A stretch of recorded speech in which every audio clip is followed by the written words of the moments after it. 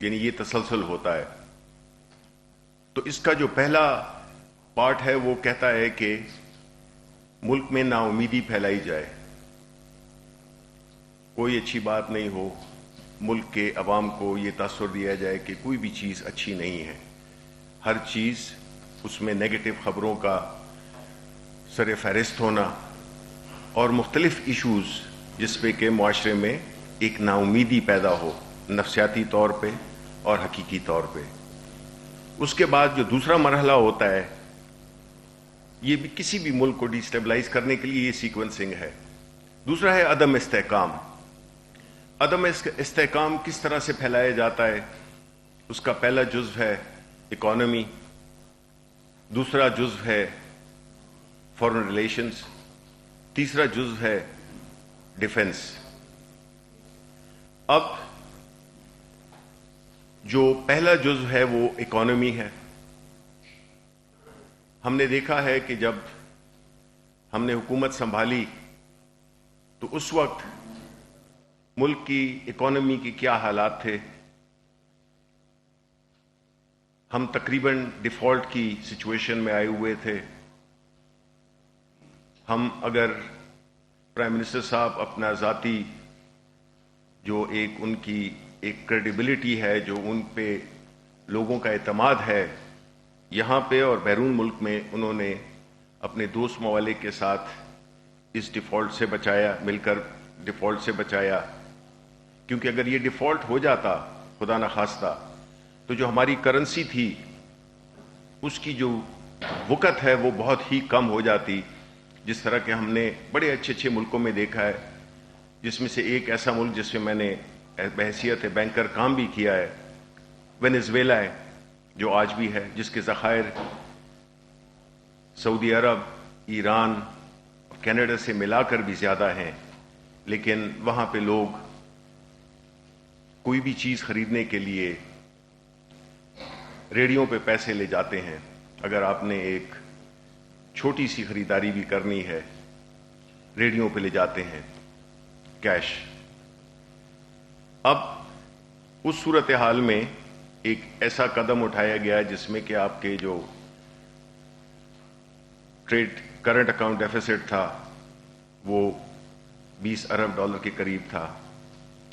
اسی طرح آپ پہ قرضوں کا ایک انبار تھا، قسطیں دینی تھیں. اس سارے ماحول میں پرائم منسٹر عمران خان نے آ کے اور ایک پہلا قدم یہی اٹھایا کہ اکانومی کو سٹیبلائز کیا. اور اس سٹیبلائزیشن میں سب سے پہلا بڑا ہدف تھا کرنٹ اکاؤنٹ ڈیفیسٹ کو کم کرنا، جو کہ بڑی کامیابی ایک خاص ڈسپلن کے ساتھ ہم اس کو نہ صرف اب نیگیٹو اس کو ہم نے زیرو کر دیا بلکہ ہم مثبت اس میں چلے گئے. اکانومی کے دیگر پہلو اس پہ بھی کام ہو رہا ہے اور ہوا، جس سے کہ باوجود اس کے کہ کووڈ جیسی ایک مہلک وبا کی باوجود ہم نے اس اکانومی کو چلتا رہنے دیا، جس سے کہ لوگوں کی جانوں کو بھی حفاظت ہو سکی اور ان کے روزگار کی بھی حفاظت ہو سکی. اس کے بعد ہم نے اپنی ایکسپورٹس کو بڑھایا، اور آج کل کے دنوں میں جب کہ عالمی کساد بازاری ہے، ہم نے اپنے ایکسپورٹس کو بڑھایا اور وہ خطے کے تمام ممالک سے بہتر پرفارمنس رہی ہے ہمارے ایکسپورٹ سیکٹر کی. اس دنوں میں پوسٹ کووڈ کی ہم بات کر رہے ہیں. اسٹاک ایکسچینج بڑھی، جب گری تو آگ لگ گئی تھی. جب ڈالر 165 سے 166 پہ ہوا آگ لگی ہوئی تھی. لیکن جب یہی اسٹاک مارکیٹ اوپر گئی تو اس کا کسی نے ذکر ہی نہیں کیا. ایک فرضی سا ذکر ہو گیا، لیکن ہم نے اپنی پازیٹیو سٹوریز پہ کام نہیں کیا. ہم نے ایک ایسی حکمت عملی بنائی جس سے کہ روزگار بھی پیدا ہو سکے، جس میں ہم نے ہاؤسنگ کے شعبے کو بڑی آرگنائز طریقے سے، اور پاکستان کی تاریخ میں کبھی ایسا نہیں ہوا جس میں کہ ایک غریب شخص یہ سوچ سکے کہ اس کو گھر کی ملکیت مل سکتی ہے. ایک ایسا پروڈکٹ، ایک ایسا پروگرام جو کہ اس کی ماہانہ کرائے کی قسطوں سے برابر اس کو دیا. فرق یہ تھا کہ اس کو کچھ عرصے کے بعد اس کی ملکیت بھی مل جائے.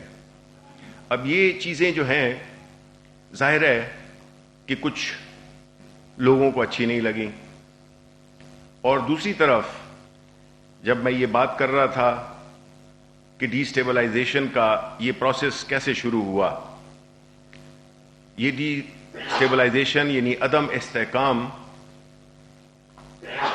2016 میں ڈان لیگ سے شروع ہوا. اس کے بعد 2017 میں جی ٹی روڈ پہ مجھے کیوں نکالا کی صورت میں نظر آیا.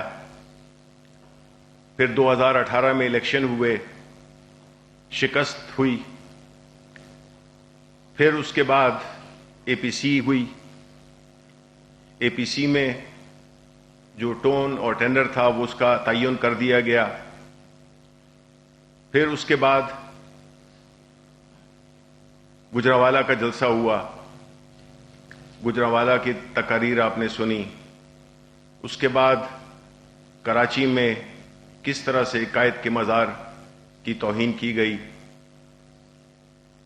پھر کوئٹہ میں جس طرح کی تقاریر کی گئیں جس میں کہ آزاد بلوچستان کا نعرہ لگایا گیا. اس کے بعد بات وہاں پہ ختم نہیں ہوئی. اس کے بعد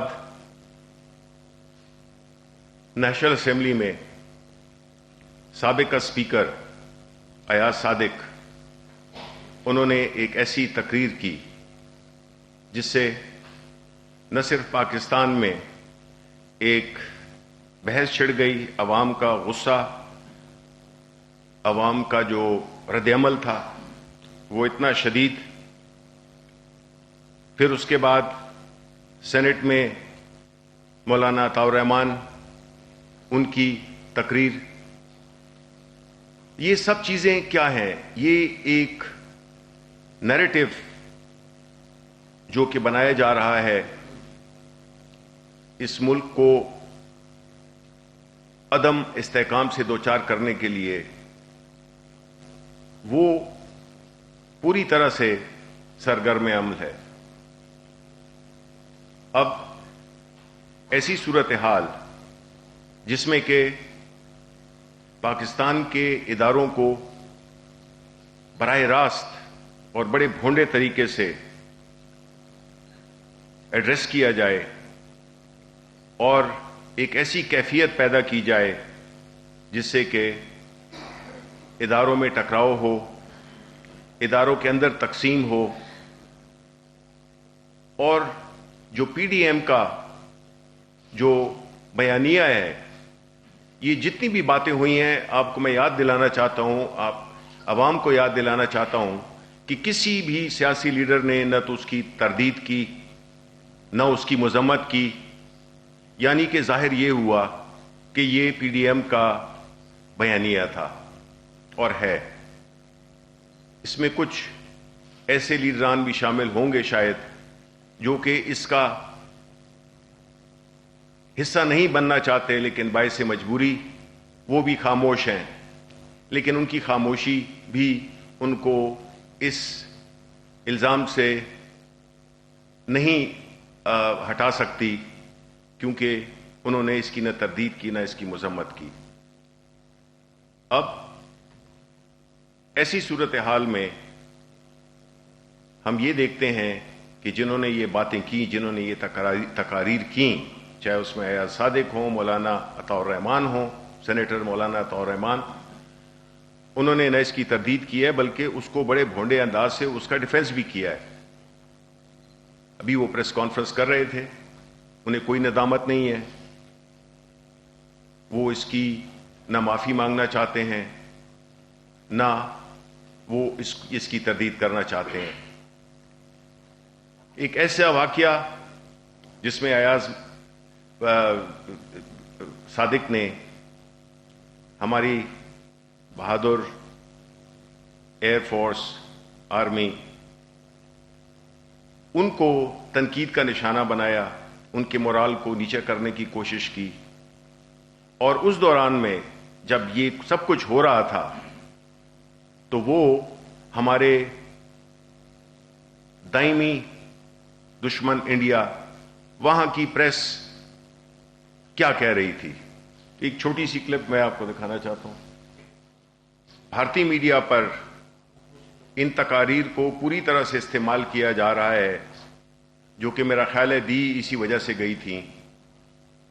ان کے ٹیلی ویژن نیٹ ورکس پہ پوری طرح سے پروپیگنڈا کیا جا رہا ہے ہمارے ملک کے خلاف. ہماری فتح کو شکست میں تبدیل کرنے کا تاثر دیا جا رہا ہے. میری ریکویسٹ ہوگی آپ میڈیا کے دوستوں سے کہ بجائے اس سے کہ اگر آپ قائد اعظم کے مزار کی بے حرمتی ہوتی ہے تو بحث ہو جاتی ہے اس پہ کہ ایک نان اینٹی صفدر اس کے بارے میں بات زیادہ ہوتی ہے. جب ایاز صادق کی بات ہو تو اس میں زیادہ بات اس سے ہوتی ہے کہ جی اس نے بھی یہ کہا تھا, اس نے بھی یہ کہا تھا, اور اس نے یہ جو بات ہے اس کو اس طریقے سے اس کو نہیں ہوتی ہے. یعنی کہ ایک جو غلط کام ہے بجائے اس کو ہائی لائٹ کرنے کے, اس کو رسپانسبل ٹھہرانے پہ. دیکھیں ہمارا جو میڈیا ہے وہ نیشنل میڈیا ہے, ہمارے ملک کا میڈیا ہے. ہماری آپ لوگوں نے آپ ہمارے فرنٹ لائن کے مجاہد ہیں. تو میری آپ سے درخواست ہوگی کہ یہ جو سیاسی, جس کو انگریزی میں یہ کہوں گا کہ جو پولیٹیکل ویگابونڈز ہیں, اس کا اردو میں ترجمہ تو میرا خیال میں اور کوئی مجھے لفظ نہیں آ رہا, جو کہ سیاسی ویگابونڈز بدماش کو کہتے ہیں. سیاسی بدماش جو پھر رہے ہیں اور جو اس ملک کے امیج کو بری طرح سے مسخ کر رہے ہیں, ان کی اجازت ہماری حکومت بالکل نہیں دے گی. ہم ان کو اس قسم کی سٹیٹمنٹس پہ ہم ان کو اکاؤنٹیبل ٹھہرائیں گے اور ان کے ساتھ کوئی نرمی برتی نہیں جائے گی. یہ وہ لوگ ہیں جو اپنے ذاتی مفادات کے لیے پاکستان کی سیاست کو ذاتی مفادات کا محور بنا دیا ہے. عمران خان کے آنے کے بعد یہ اب چینج ہوگا. اب سیاسی مفادات کے بجائے قومی مفادات پہ سیاست ہوگی. اور آپ نے دیکھ لیا کہ جو پی ڈی ایم کے جتنے بھی لیڈرشپ ہے, خاص طور پہ نواز شریف, مریم, بلاول, فضل الرحمان, ان کا جو بیانیہ ہے وہ کسی طرح سے بھی ملک کے مفاد میں نہیں ہے. وہ ہم نے فیٹف میں بھی دیکھ لیا تھا, اور اس کے بعد کی جو سیاسی سو کالڈ سیاسی ایونٹس تھے اس پہ بھی ہم نے دیکھ لیا. ان کو ہم بالکل اس کی اجازت نہیں دیں گے کہ یہ ملک کے خلاف باتیں کریں, ملک کے مفادات کو نقصان پہنچائیں, انٹرنیشنل لیول پہ ہمیں بدنام کریں. ان کے جتنے بھی یہ دیکھ لیے, آپ نے یہ کلپ دیکھ لیے کہ کیا باتیں ہو رہی ہیں کہ فورن منسٹر کو اور سارے جو ہمارے جو سپہ سالار ہیں ان کے بارے میں کتنی غلط باتیں ہو رہی ہیں, جس کا کہ حقیقت سے بھی کوئی تعلق نہیں ہے اور اس کا ریورس ہے. یہ تو ایک ایسا ملک ہے جو کہ اسلام کے نام پہ قائم ہوا تھا. یہ واحد ملک ہے, شاید ایک اور ہو, جو کہ ایک آئیڈیالوجی کی بنیاد پہ بنا تھا اور جس کی تصدیق اغراض و مقاصد پاکستان میں بڑے کلیئرلی واضح ہیں کہ ہم ایک اسلامی ملک ہیں اور ہمارا جو تشخص ہے وہ اسلامی ہے, اور جو سو کالڈ لبرلز ہیں وہ اس بیانیے کو توڑ مروڑ کر پیش کر رہے ہیں. لیکن جب ملک کی بات آتی ہے تو اس میں ان کی کوئی نہ مذمت ہوتی ہے بلکہ چیزوں کو مبہم کرنا, ڈائلوٹ کرنا. دیکھیں اس طرح کی باتوں سے آپ ملک کی انٹرسٹ کو نہیں بڑھا رہے بلکہ آپ اس کو پیچھے کی طرف کھینچ رہے ہیں. ایک کتاب تھی جو میرا خیال ہے 2006 میں شائع ہوئی تھی, ناٹ وار ناٹ پیس. اس کا لب لباب بھی یہی ہے کہ اگر آپ نے کسی بھی ملک کو ختم کرنا ہے, اس کو توڑنا ہے, تو اس سے سب سے پہلے اس کی یہ ہے کہ, اور پاکستان کے کانٹیکس میں انہوں نے کہا کہ ان کی آرمی کو آپ ٹوٹلی ڈی مورلائز کریں, اس کے اندر نفاق پھیلائیں. اور یہ ترکیب انہوں نے سیریا میں بھی استعمال کی، انہوں نے لیبیا میں بھی استعمال کی، انہوں نے افغانستان میں بھی استعمال کی. تو ہم تو ایسا نہیں ہونے دیں گے. ہمارا ملک ایک ایٹمی طاقت ہے، ہمارے ملک کی ایک ڈسپلنڈ آرم فورسز ہیں، اور اس کا مظاہرہ آپ نے دیکھ لیا جب ہمارے ملک پہ انڈیا نے حملہ کیا تو کیسے ان کو ہم نے نہ صرف ان کو ہم نے شکست دی، بلکہ اس کے جو پروف ہے وہ ابھی نندن کی صورت میں، جس کو کہ ایاز صادق میرا خیال ہے ڈیفینڈ کرنے کی کوشش کر رہے ہیں، وہ پوری دنیا کے سامنے آیا کہ جو ہماری افواج ہیں اور جو انڈیا کی فوج ہے، اس میں انڈیا کی فوج کی کل ہی کھل گئی. دنیا کو پتہ چل گیا کہ یہ کتنی بڑی فوج ہے، لیکن جب وقت آیا تو انہوں نے بالکل اپنی نااہلی کا اور اپنی کمزوری کا ایک ایکسپوز کر دیا. یہ تو ہمارا ایک بنیادی وہ ہے کہ پاکستان بینگ نیوکلیئر پاور اور مسلمان ملکوں کے مقابلے میں ہم لوگ کئی پاورز کے آنکھوں میں کھٹکتے ہیں، کیونکہ پاکستان ایک ایسا واحد ملک ہے جس میں کہ آپ نے دیکھ لیا کہ جب کبھی بھی، چاہے وہ اسلاموفوبیا کی بات ہو، چاہے وہ حضور صلی اللہ علیہ وسلم کی گستاخی کے بارے میں باتیں ہوں، تو کس طرح سے، کس مدلل اور مؤثر طریقے سے پرائم منسٹر عمران خان نے ہر پہلو، ہر فورم پہ اس بات کو اجاگر کیا. ابھی بھی انہوں نے سارے جو اسلامی ممالک ہیں ان کے صدور کو خطوط بھی لکھے کہ کس طرح سے ایک مؤثر حکمت عملی اختیار کی جا سکتی ہے جس سے کہ جو ہمارے مذہب ہے، جو ہمارے پیارے نبی صلی اللہ علیہ وسلم کی ذات ہے، اس پہ کوئی گستاخی کس طرح سے ہمارے پاکستانیوں کو نہ صرف غم و غصہ دلاتی ہے، رنجیدہ کرتی ہے اور ایک بے بسی کی صورتحال سے دوچار کرتی ہے.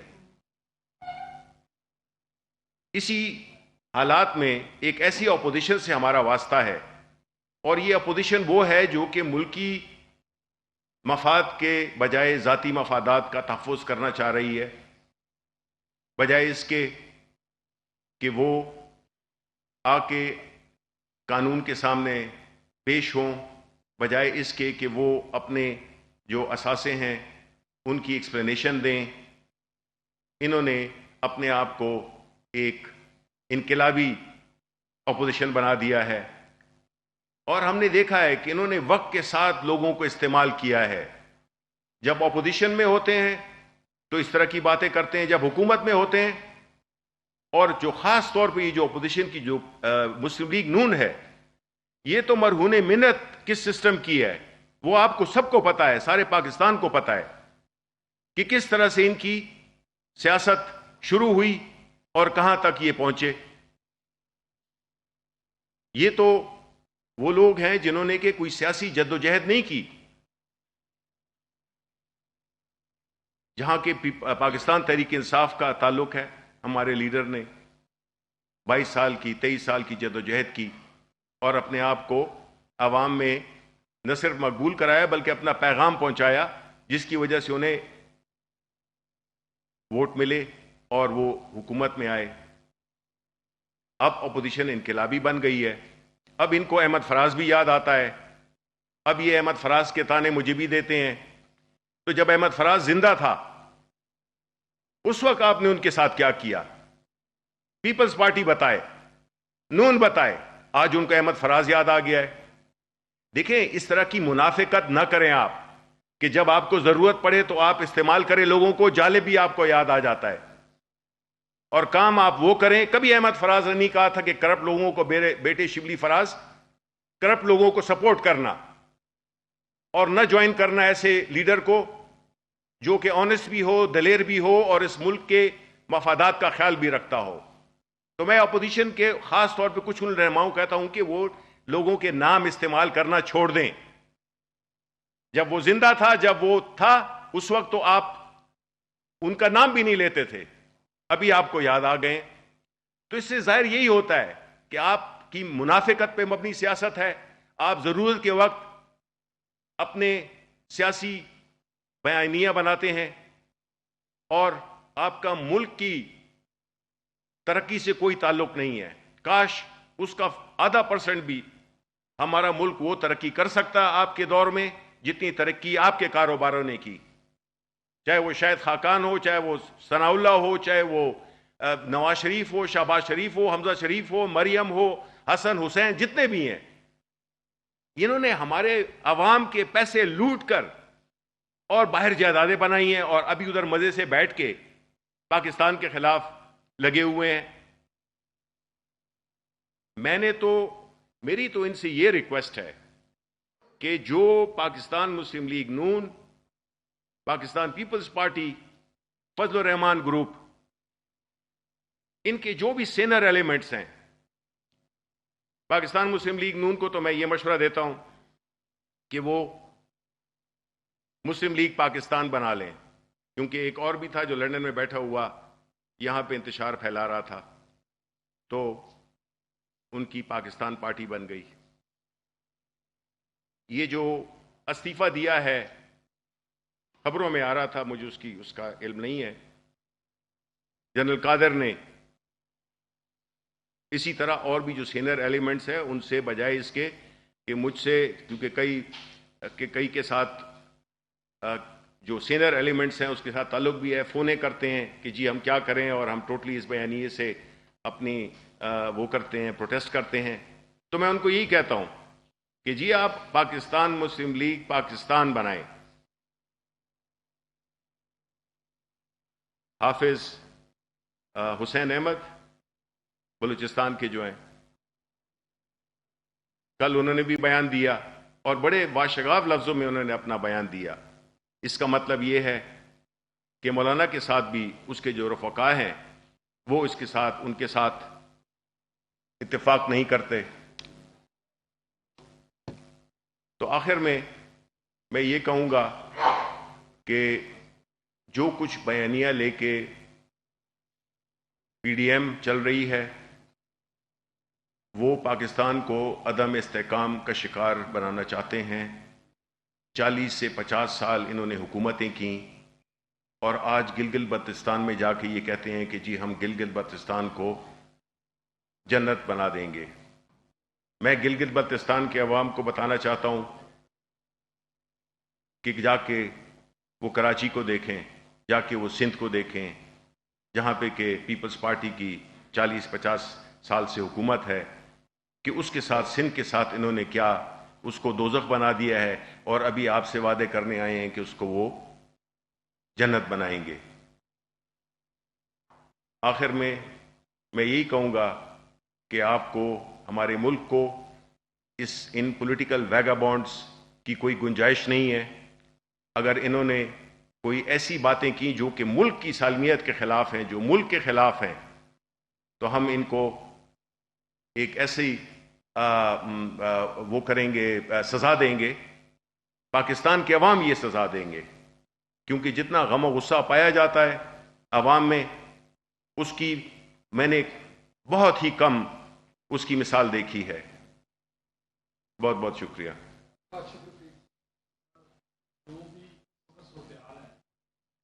جو سچویشن کریٹ ہو گئی، سیاست میں تلخی اتنی بڑھ گئی کہ ملک کی سلامتی کے حوالے سے جو گفتگو ہونا شروع ہو گئی ہے، فلور آف دا ہاؤس ہو یا باہر کی سڑکوں پہ ہو، ٹاک شوز میں ہو، بڑی انفارچونیٹ ہے.